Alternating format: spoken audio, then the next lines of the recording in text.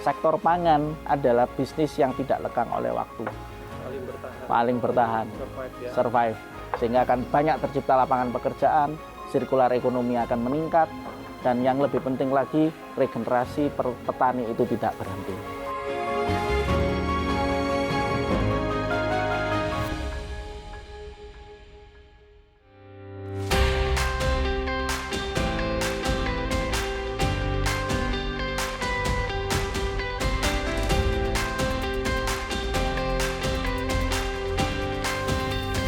Sobat Tani, saat ini saya berada di Kota Batu, Jawa Timur. Kita akan melihat cerita dari kreasi tanah Bumi Aji yang menghasilkan berbagai varietas unggul pertanian.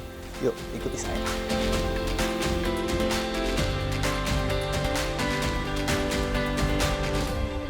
Sobat Tani, kayaknya ada yang panen nih.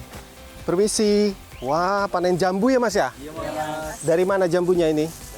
Dari Mitra akan dibawa ke Bumi Aji. Wah, Bumi Aji Sejahtera. Nah, kebetulan saya juga pengen ke sana. Saya boleh nebeng ke sana ya? Boleh Mas. Boleh. Oke, ini berarti sudah selesai.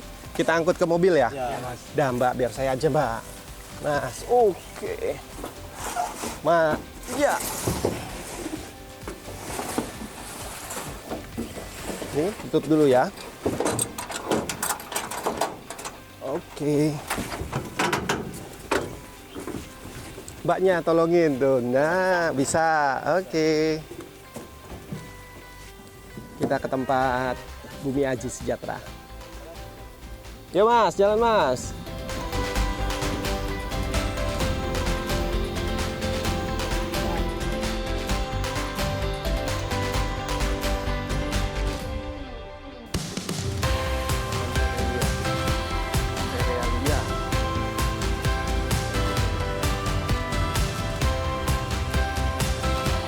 Oke, sudah sampai kita ya.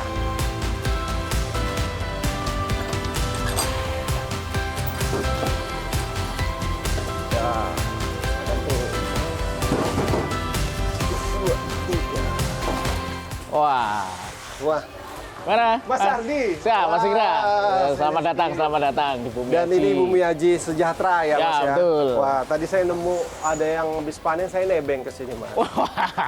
Saya pengen tahu lebih jauh tentang Bumi Aji Sejahtera. Oh ya, Kayak oke. katanya bukan jambu aja.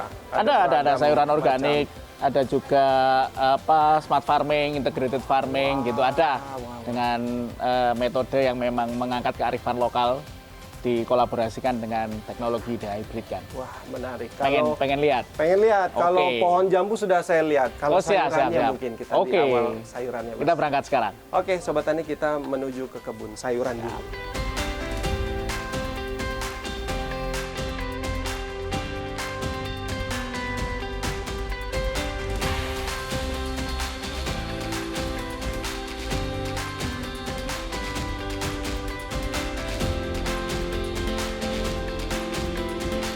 Sobat Tani, saat ini saya berada di mana ya Mas ya? Kebun organik Bumi Aji Sejahtera. Kebun organik Bumi Aji Sejahtera. Tepatnya kita di dalam sepertinya greenhouse ya. Greenhouse, ya. Mas Hardi ya. Dan di depan kita ini tanaman apa Mas Hardi? Oke, ini adalah sayur kale. Kale ini kita mulai tanamnya 2016, Mas. 2016. Ya. Ini mulainya kapan Mas? Awalnya jadi petani. Oh di ya. Kota Batu. Betul. Jadi saya ini tersesat di jalan yang benar, Mas. Kuliah saya dulu itu di teknik, terus dapat rezeki di pertanian. Iya, Konteksnya memang kami memulai usaha 2012. Dulu 2016 jarang banget orang yang nanam kale. Yang kita lakukan dengan metode organik. Nah, prosesnya memang ada yang di greenhouse, ada yang di on farm. Jadi ada beberapa titik, nanti kita bisa cek. Nah, yang kali ini kita di sini ada sekitar hampir 2000 tanaman, Mas, yang ada di seputaran. Jadi kalau kita ngomong pertanian hari ini yang khusus anak-anak muda bisa dengan menggunakan metode urban farming dengan greenhouse yang memang lahannya tidak terlalu luas, Iya. tapi hasilnya itu optimal. Optimal. Seperti itu. Produktivitasnya juga sepertinya terus-menerus ya, Terus karena ini. kita panen dia akan terus Tumbuh. ke atas Tumbuh, ya. Ini betul. masa produktifnya sampai berapa bulan, Mas? Nah, rata-rata di kami sampai setinggi itu, Mas, itu bisa 6-7 bulan. Wow. dengan model raised bed seperti ini, kita ngomongnya raised bed, terus penyiramannya pakai drip tetes seperti ini, selang-selang itu, ini lebih irit. Jadi tidak harus disiram yang dengan volume air yang besar. Padahal nanti kalau terlalu besar ya pengaruh terhadap pH. Nah, jadi sesuai kebutuhan saja. Kita juga ada alat sensor untuk mendeteksi unsur haranya yang ada di tanah raised bed. Jadi ada alat IoT juga di sini. Wow, berarti semua berbasis IoT ya? IoT walaupun ini greenhouse-nya lokal, tapi teknologinya tetap kita menggunakan yang modern IoT. Mas Ardi, dari 2010 perjalanan lebih hampir 16 tahun ya? Ya. Tantangannya seperti apa yang dirasakan? Yang paling mungkin berat. Okay. Dan memulai ini mungkin kalau jambu kan sudah ada turun-temurun. Kalau ini kan apakah mulai dari pembibitan atau bibitnya beli atau seperti apa? Sebenarnya kita ngomongnya memang benar tantangan. Jadi konteksnya waktu kami memulai usaha itu 2012 itu Mas, kami bikin proyeksi usaha dulu, bisnis plan-nya dulu memang. Walaupun ada tanamannya, terkadang petani itu juga kesulitan cara pasarnya, sehingga mereka tidak punya bargaining posisi terhadap nilai tawarnya, harga, terus kontinuitas. Dan yang di sayur memang kami melihat prospektus pasar, market. Oh ini sekarang trennya lagi healthy food. Terus mohon maaf, waktu itu memang kami melihat sayur kale itu belum ada, mohon maaf, pesaingnya. Ya. Walaupun itu tantangannya di situ. Terus siapa yang mau beli kalau skalanya besar, gitu kan ya. Nah itu kita pun meriset itu, terus siapa saja. Dulu belum kenal AI ya, 2016. Jadi kita masih pakai Google Trend, kita pakai ini dan sebagainya. Akhirnya kami tanam kali ini. Awal dulu itu cuma ya mungkin 50-an pohon dulu itu. Kalau sekarang karena kami sudah punya produk freshnya, punya produk turunannya, terus market rantai pasokannya sudah jalan. Jadi rata-rata per bulan, per 2 bulan sekali kami harus tanam itu sekitar 10.000 sampai 15.000 tanaman. Terus continue. Oke, kita lanjut panen Mas Ardi. Kayaknya masih kurang ya? Ya kurang. Berapa kita hari ini butuh 100 kilo. Wah, 100 kilo Sobat Tani. Nah, ini seperti bisa ya Mas Ardi ya. Oke.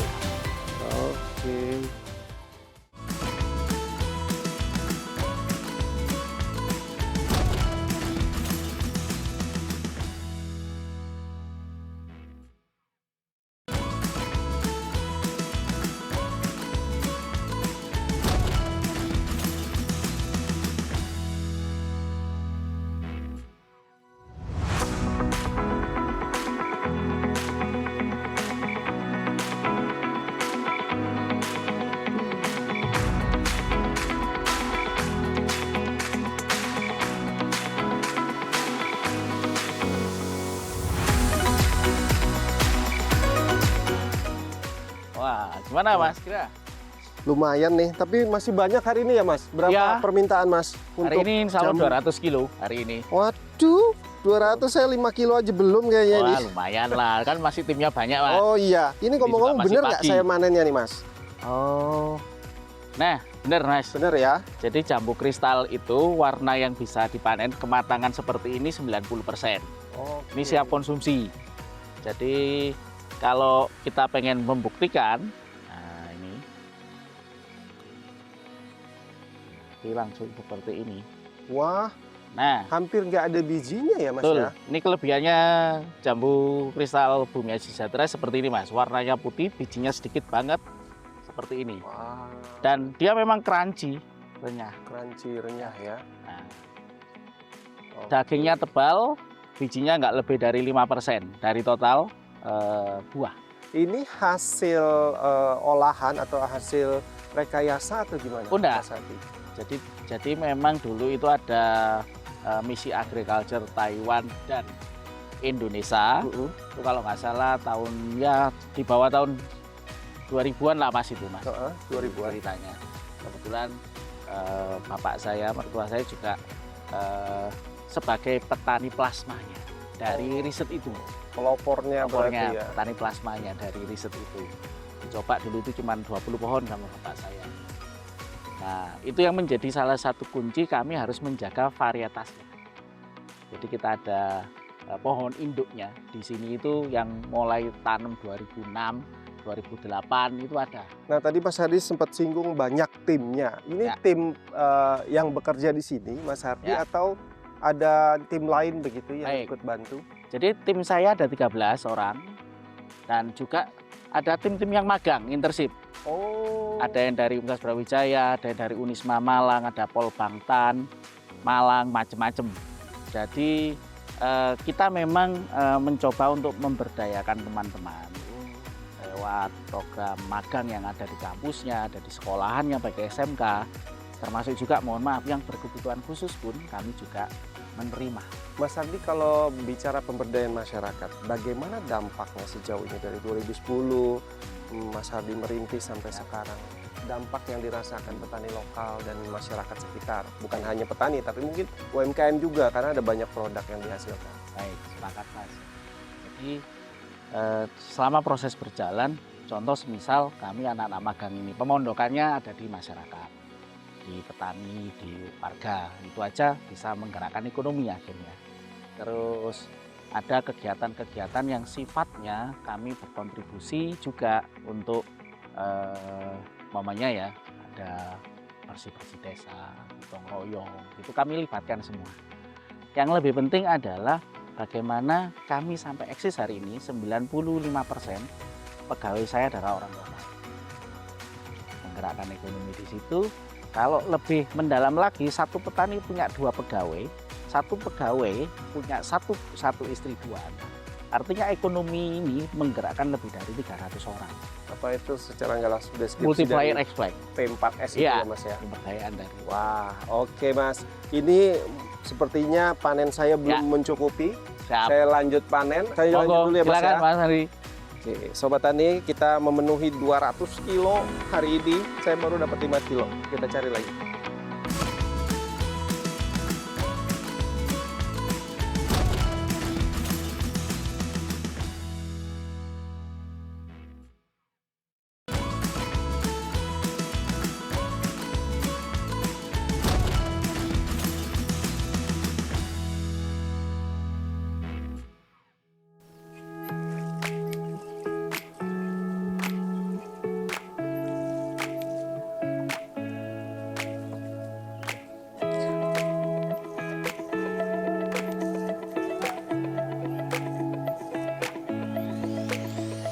Wah, lagi mupuk ini Mas. Wah, iya. Mantap. Mas Hardi. Iya, ini pakai POC ini. POC ya? Ya, pupuk organik cair. Oke, ini sudah mau habis nih. Nanti saya isi Iya, lagi. nanti Jadi POC dilanjutin ini lagi. apa kandungannya, Mas Hardi? Ya, sebenarnya ini fermentasi dari urin kelinci, Mm-mm. terus ditambahkan juga ada buah jambu yang busuk sama pelepah pisang, Mas. Oh, oke. Potong-potong. Berarti ini semua dari sini. Ya, semua dari mana istilahnya lokasi sini. Jadi memanfaatkan, ada namanya MOL, mikroorganisme lokal. Oke. Nah, itu kita jalankan seperti ya ini akhirnya integrated farming. Di sini ada ayam, di sini ada kelinci, di sini ada tanaman. Jadi supaya tidak terjadi limbah atau zero waste. Zero waste dan Seperti semua itu. berguna ya. Semua banyak berguna, alhamdulillahnya seperti itu. Termasuk ya seperti ini yang bahasanya kotoran kelinci yang bulat-bulat gini ini. Nah, itu juga diberikan ke tanaman kali ini. Nah, dan mungkin dari sayurannya pun bisa ke hewan gitu ya. Betul. Jadi yang ya contoh ya karena kita kan organik kadang itu kan tidak semuanya bagus Mas ya. Ya. Oh, kayak Seperti gini. ini. Nah, ini boleh langsung kasih Boleh pemakan dikasih. ini. Nah, Jadi Sobat Tani, untungnya integrasi itu saling menguntungkan. ya. Bukan hanya tanamannya, tetapi juga hewannya juga bisa merasakan Ya. makanan organik begitu Iya. ya. Nah, ini. Wah, Oke, langsung dia. Langsung. Ini yang gede.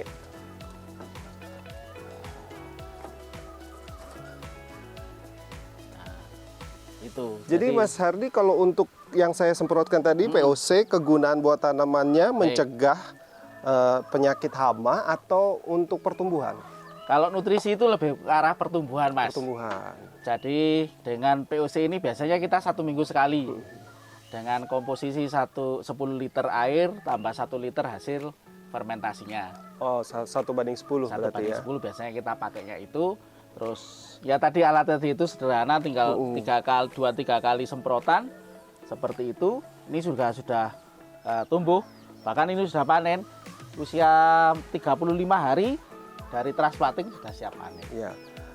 Ada yang bilang tanaman horti seperti sayuran ini ribet merawatnya. Oh, baik. Mas Hardi, bener nggak? Seberapa ribet sih untuk horti ini, apalagi terintegrasi seperti ini? Ya, sederhananya memang butuh proses. Jadi mungkin ribet itu karena belum tahu bagaimana cara yang paling efisien. Itu aja sih. Jadi kalau kami di tempat kami memang ada manajemennya. Manajemen produksi usaha tani termasuk sayuran ini. Mulai dari pembenihan ada tim sendiri yang khusus pembenihan. Nanti pembesaran ya seperti ini. Ngolah lahannya pun untuk yang integrated yang jenis urban seperti ini tidak butuh lahan yang luas. Kita estimasi saja satu tanaman ini per minggu dipanen 3-4 lembar. Per minggu ya. Dan ini akan tumbuh terus. Tumbuh terus. Nah, kami bisa jual ini per onsnya itu 15.000 per 100 gram. Jadi kalau kita ada lahan sempit, terus kepingin ada ayam, bisa menghasilkan telur, sayur, terus kelinci untuk POC-nya gitu ya. Kelinci dari kotoran kelinci ya, POC-nya tadi ya? Ya. Oke. Itu sudah sirkular ekonominya tinggi. Dan POC ataupun kotoran hewan juga bisa digunakan untuk pohon-pohon jambu Ya, tadi? semuanya Mas. Jadi termanfaatkan. Kalau yang untuk pohon jambu kami biasanya pakai yang domba atau kambing. Juga fermentasian juga, tambahi juga dari sapi. Karena butuhnya lebih banyak, karena dia pohon tanaman keras. Kalau ini tanaman musiman. Jadi memang akarnya cukup akar serabut. Kalau itu kan akarnya sampai tunjang. Usianya lebih panjang. Nah, Mas Hardi, kalau ngomongin usaha tani, apalagi sudah punya marketnya, permintaan kan terus-menerus. Betul. Nggak kenal musim. Betul. Sedangkan tanaman ini kadang-kadang kenal musim, Ya, musim hujan, musim kemarau yang berpengaruh. Itu gimana antisipasinya, Mas? Ya, betul. Memang kalau sudah kita masuk ke market, mau nggak mau, contoh kita masuk supermarket, harus per minggu terus terisi. Karena itu sudah komitmen, karena ada kontrak. Nah, bagaimana menyikapinya? Terus terang saja memang kendala kita salah satunya adalah di iklim, dalam konteks perubahan iklim. Yang paling reguler adalah kalau umpamanya curah hujannya sangat tinggi, hujan ini musim hujan, itu biasanya sayuran yang langsung kena air hujan karena kadar asamnya tinggi, itu biasanya banyak terjadi serangan jamur. Jadi penyakit kayak ya? Penyakit gitulah, kayak kuning-kuning akhirnya. Kuning. Jadi nggak bisa dijual ke market akhirnya. Nah, terus juga ada kalanya hama itu kayak hewan Mas, serangga. Yang bikin bolong-bolong seperti ini ya? Ya bolong-bolong kayak gini nih hama. Nah, karena kita ini menggunakan konsep integrated farming dan organik, ya kami pun juga menghargai hama pun ya sudah apa-apa lah, dia makhluk hidup juga ya. Tapi yang penting jangan sampai mengurangi nilai keekonomian dari hitung-hitungan usaha tani kita. Makanya kami siasati dengan integrated farming. Nah, menyikapi hal tersebut, Mas, biasanya kita kalau kami menyarankan yang khusus hortikultura sayur itu kalau bisa ada naungan. Naungan ya. Semi greenhouse lah. Greenhouse. Jadi yang tidak langsung kena sinar atau hujan ya. Hujan langsung. Kalau pas kemarau saya rasa oke. Itu biasanya aman-aman saja dari hujan tadi ya, karena keasaman. Nah, untuk hama biasanya kita menggunakan pestisida nabati, Pesnap. Pesnap itu ada alatnya, kami juga bikin dari asap cair namanya, pirolisis. Mesinnya namanya pirolisis, asap cair. 80% itu dari serabut kelapa, batok kelapa. 20% itu dari ranting-ranting, kayu-kayu, daun-daun jambu. Itu kita proses, kita bakar, masuk dalam bejana, neteslah cairan. Jadi asapnya disublim Ada mesinnya, kita nanti bisa cek, netes. Nah, itu yang kita semprotkan per minggu. Ya, Saya lanjutin ya. Mas ya. Maaf ya ganggu. Siap, siap.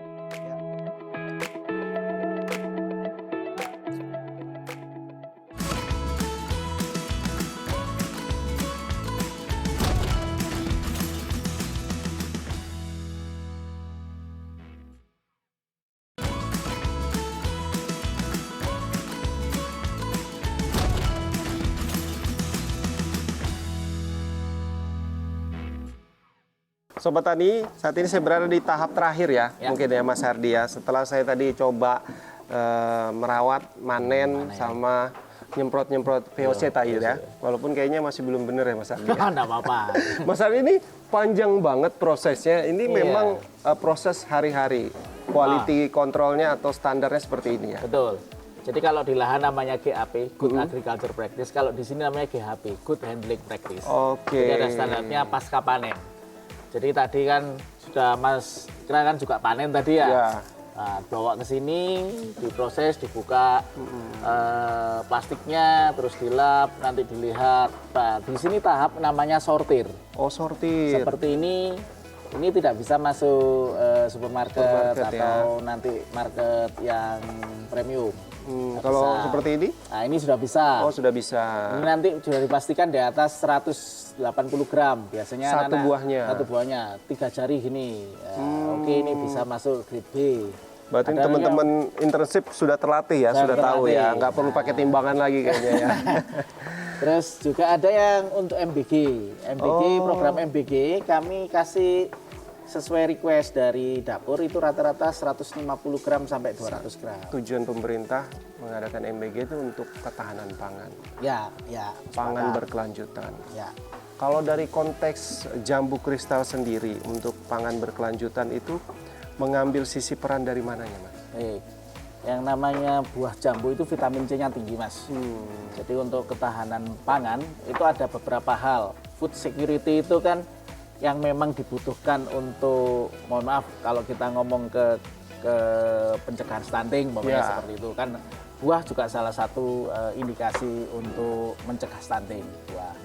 Nah, angka kecukupan gizi, serat, vitamin, mineral di buah tropis itu tinggi, Mas. Jadi ya insya Allah kalau buah lokal dari petani lokal dibudidayakan terus diberikan kepada masyarakat atau konsumen yang tahu memang prosesnya, apalagi untuk program makan bergizi, itu saya rasa akan banyak membantu petani, penerima manfaatnya juga mendapatkan buah yang vitamin dan mineralnya bagus, seratnya juga bagus, dan proses di sini kami upayakan untuk food grade. Itu ya, sortir sampai pada packaging seperti ini. Wah, nah kayak gini. Sobat Tani yang tadi saya panen, ya ini kering berarti ya, kering, Mas ya? Sudah jadi chips. Jadi chips crispy gitu. Ini bisa untuk anak-anak kecil yang susah makan sayur, dia langsung kayak snack sehat. Oke. Orang-orang diet juga bisa. Nah, ke swasembada pangan ya seperti itu. Kami lebih fokus di bagaimana ketahanan pangannya dan swasembada untuk hortikulturanya. Inovasi di situ. Inovasi, dan ini terus berkembang ya berarti Mas Hardi ya? Alhamdulillah kita terus berkembang supaya hulu hilir dari produksi kami ini ada namanya value chain. Jadi dari supply chain, rantai pasokan, kita inovasikan juga dengan value chain-nya, rantai nilainya. Oke, mungkin pesan yang paling penting bisa Mas Hardi sampaikan kepada generasi muda, calon generasi muda petani kita yang mungkin banyak tawaran yang lebih menggiurkan dibandingkan dunia pertanian. Apa pesan yang Mas Hardi ingin sampaikan pada generasi muda kita? Bahwasanya teman-teman ini adalah generasi penerus. Sektor pangan, pengalaman kami waktu COVID kemarin adalah bisnis yang tidak lekang oleh waktu. Paling bertahan. Paling bertahan. Survive ya? Survive.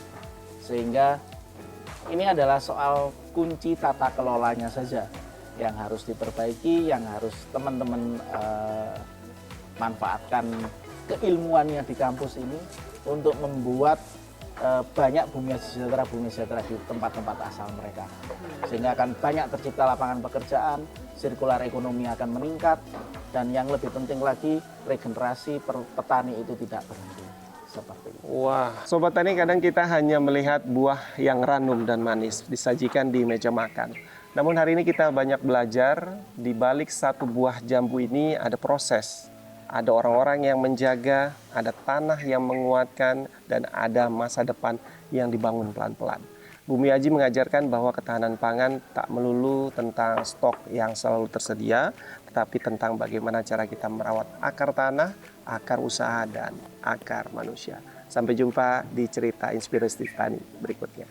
Ya. Terima kasih Ya, Mas Mas Dika. Andi atas Ya, waktunya. terima kasih. Kira-kira yang bisa saya Nah, ini buat oleh-oleh yang mana? kristal pastry, Mas. Nah, kristal pastry ini produk terbaru kami. Terus terang saja nanti bisa dicicipi. Jadi dalamnya itu seli jambu kita. Kue puff pastry kita produksi sendiri, kulitnya pun kita produksi sendiri, selinya kita produksi sendiri. Bisa cek Flashbox.